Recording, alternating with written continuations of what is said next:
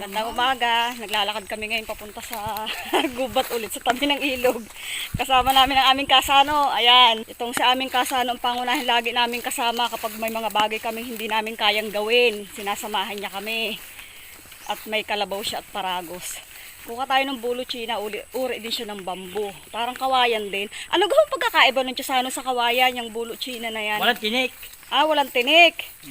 Tapos sabi nila hindi daw masyadong inuulos o binubukbok. Hindi nga. Yung bayog naman, di ba may bayog pa? Oo, ganyan din yun. Gayon din, makapalang masyado yata yung bayog. Masyado yun. Yun doon palang pagkakaiba nung wala masyadong tinik ang bulo China. Tapos ang bayog naman ay makapal. Ang kawayan naman ay siguro sakto lang.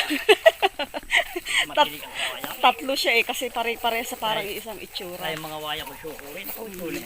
Matinik lang daw talaga ang kawayan. Di ba ang bulo naman, alam niyo naman yung bulo. Manipis lang siya na bilog-bilog lang na hindi ganun kalalaki. Kaya ayun, naglalakad tayo ngayon. Maigi na lang pero ngayon ang aming kasano at nasamahan kami. Akala namin magbabakod siya dun sa kabila. Ito, dito tayo dadaan. Maganda ngayon ang panahon, mainit.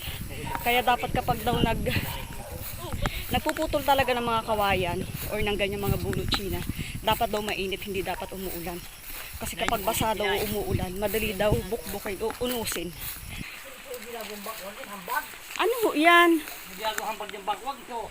Hambag ng bangko. Yung bangkwag, di ang bitbitin. Ayan, tamo. Mainam talaga, may kasamang matanda, may nakakaalam.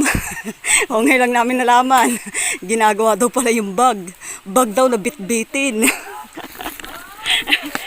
Bag na bitbitin. Bukod pa pala ang pasanin. Makaingay ng aming kasama. Mabait naman yan mga kagala. Yan, kahit na nagagawa pa kami ng aming bahay. May bayad o wala, tinutulungan talaga niya kami. Pero minsan kung nakakaluwag-luwag ka naman, kahit yung iba yan, bibigyan mo naman, naabutan mo rin kahit kauntit. Nakakaawa din, may napapagod din ang tao. Ayan na ho, yan. Yan na yung tinatawag na bulo China. Hindi nga lang pala talaga siya matinik. Yun ang pinagkaiba nila sa kawayan. Tamo naman ang daling lapitan. Ang linis nga po pala nito, ano? Ayan siya, Una ako sabay dito ba? Dahil nga mga tumba na yan, Paano nalalaman pag alam magkulang na? May mga gato, malalaki na. May dahong gayaan. Ito, mga sang ito. Daw. Yan, may mga dahon daw ganito pala. Pag magulang na. Kaliwete pa yan. Partida. Ito parang bulo eh. Kaya pala bulo China, parang bulo. Na malaki lang siya. Minsan nakakalito baga ho, ang daming klase eh. Yan na. Andak ko ba? Lalay,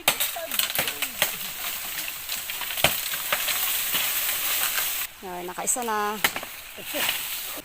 Nakailang ano na kami. Nakikialam po tayo. Ano baga ho, klase ng pantanim niyan? Bubulot lang ng... Hanap na tayo ng pantanim nito. Nakakatawa nga din mga kagala kapag may ganito ka, yung sakop ng lupa mo na halimbawa may ganito ka, malaking bagay talaga. Sabi nga kapag talagang kailangan mo ng gawaing bahay, sa gagawing bahay ay malaking bagay talagang meron ka nito.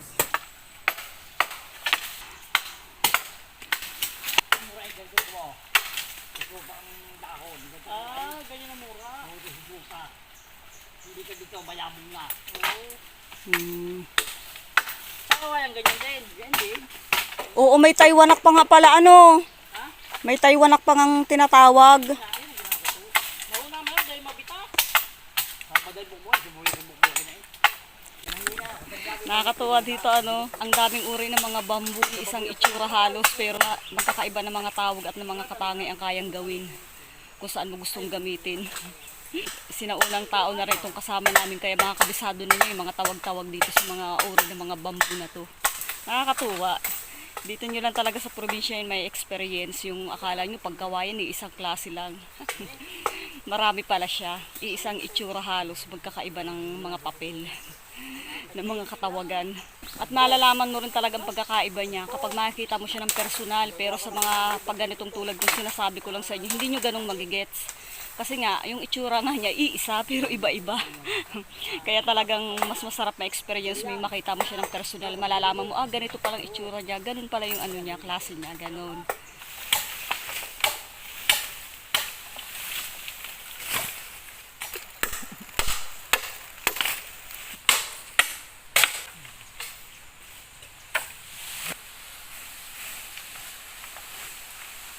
Baka kay parang mag-Angry Bird dyan.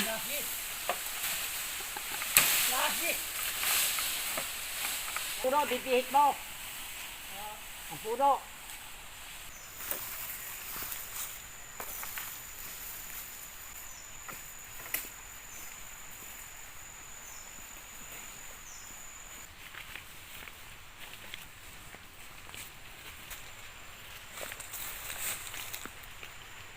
May 6 din kaming nakuha.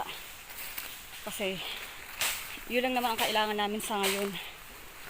Saka na lang ulit kami kukuha kapag kulang pa. Kasi mahirap naman yung marami kaming maputol bago hindi naman lahat baka magamit, sayang. Ayun ngayon, kahit paano nakita nyo ng kaibahan ng kawayan sa Bulo China. Kasi ang kawayan ay makapalkisa dito. Ito palang itsura nito. Ayan, ganyan o.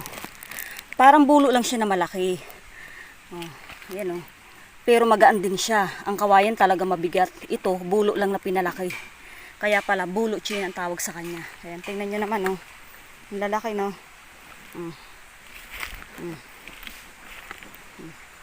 Yan, sobrang laki niyan. Tapos ang dulo. Ayan, ang dulo. Siya ng bulo. Ang galing, no? Kahit paano naintindihan ninyo yung pagkakaiba ng Bulo China at ng kawayan. Meron pa tayo niya tinatawagan na Taiwanak, meron pambayog. Iisa ang mga itsura nila halos. Pero talagang magkakaiba ng katangian. Kaya minsan malilito kapag hindi mo nakita ng personal.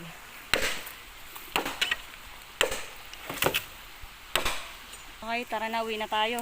Tapos masikasa magtalas ng mga suotan ng mga kahoy mamaya. Ayan o. Kukuha na lang mamaya siya ng kahoy, isusuot niya dyan. Lahat yan, susuotan. Para kapag hinila, nakaisang straight lang siya papaganyan. Tapos ipapahila na sa kalabaw.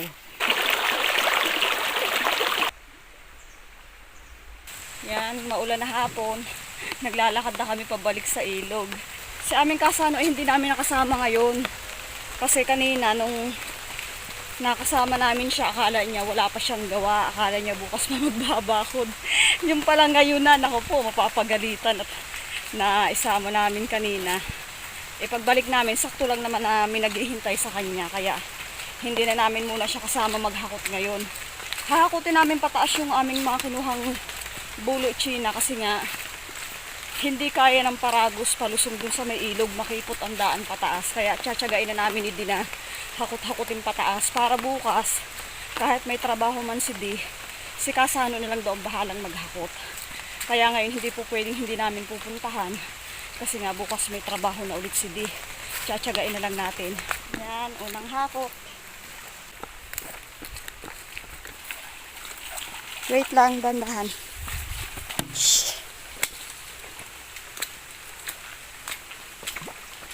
Dito lang muna namin siya i-imbak. Saka namin ulit iisa-isahin iakyat din pataas. Hari ko. Doon sa taas na yun. Ito ngayon, solo lang namin parehas kasi kaya naman namin. Okay na. Matusok sa likod mo yung bukod. Yan. Tapos pagkatapos namin ito, iaakit naman ulit namin pataas. Kailangan talagang mahabang pasensya mo sa paghakot nito. Pero okay lang kasi nga sabi nga mas magandang namnamin ang pinagpaguran. Ayun mga kagala, naka-6 na hinahakot na kami ngayon papunta dito sa taas. Hanggang dito lang sana namin siya ilalagay, kaya lang naisip ulit namin baka mahirapan ulit ang kalabaw ni Kasano, kaya iniusad na naman namin doon papakit sa taas. At ayun si ang pinag-uumpisahan ng aming paghakot para maiahon lang, talagang sakripisyo. Pero okay lang, masaya naman kami pagkakatapos at nakikita namin ang resulta ng aming ginagawa. Ayan, dito na rin ako magpapaalam sa inyo kasi padilim na, mag-aalasin ko na ng hapon. Baka mamaya dilim na hindi pa kami tapos. Hindi na ako mapagpaalam sa inyo. Maraming salamat mga kagala sa panonood nyo palagi ng aking simpleng vlog. At sa mga ngayon lang napadaan, salamat sa inyong pagsinsay at salamat sa inyong pagtambay para panoorin itong aking simpleng vlog ngayon. Ayun lang mga kagala. Thank you for watching. See you in my next vlog. Bye-bye. Deh, saging mo. Parang ang ermitan mo. Pagupit mo. Hindi ka na makakilala niyan pag-uwi sa inyo. Sabihin, sino kaya itong lukulukong ito? Hindi ka na makakilala ni Papa. Oo, ano kay Leia.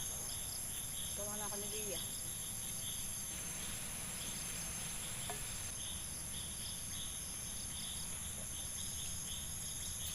Tagay.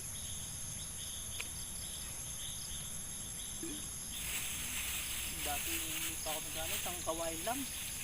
Pagod na ako dyan, kami ni Kayo. Ngayon, na-exercise mo yung paghinga mo sa pagka-relax mo. Ala, sisiw na. Yabang. Sisiw talaga. Tara na.